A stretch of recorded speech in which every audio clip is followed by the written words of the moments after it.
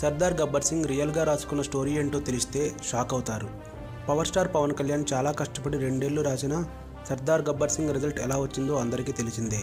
భారీ అంచనాలు పెట్టుకున్న ఈ సినిమా తొలి రోజు భారీ ఓపెనింగ్స్ తెచ్చుకున్న తర్వాత చల్లబడి టోటల్గా 53 కోట్ల లోపు తన బాక్సాఫీస్ రన్ను ముగించుకుంది. కాగా ఈ సినిమాకు ముందు అనుకున్న స్టోరీ ఇది కాదని అంటున్నారు. ముందు అనుకున్న స్టోరీలో పవన్ డ్యూయల్ రోల్ ఉందట.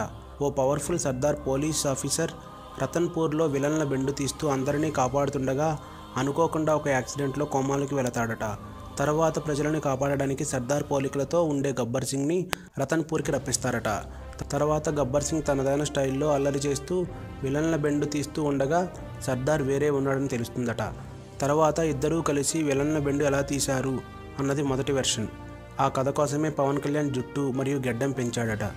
ఏమైందో తెలియదు కానీ కథను మార్చి సోలో రోల్ చేయడానికి సిద్ధమయ్యి కథని మార్చి 2వ వెర్షన్ని తెరకెక్కించాడు అంటున్నారు.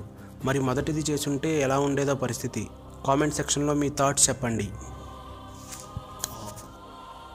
మరిన్ని టాలీవుడ్ లేటెస్ట్ అప్డేట్స్ కోసం మా ఛానల్ ని సబ్స్క్రైబ్ చేయండి.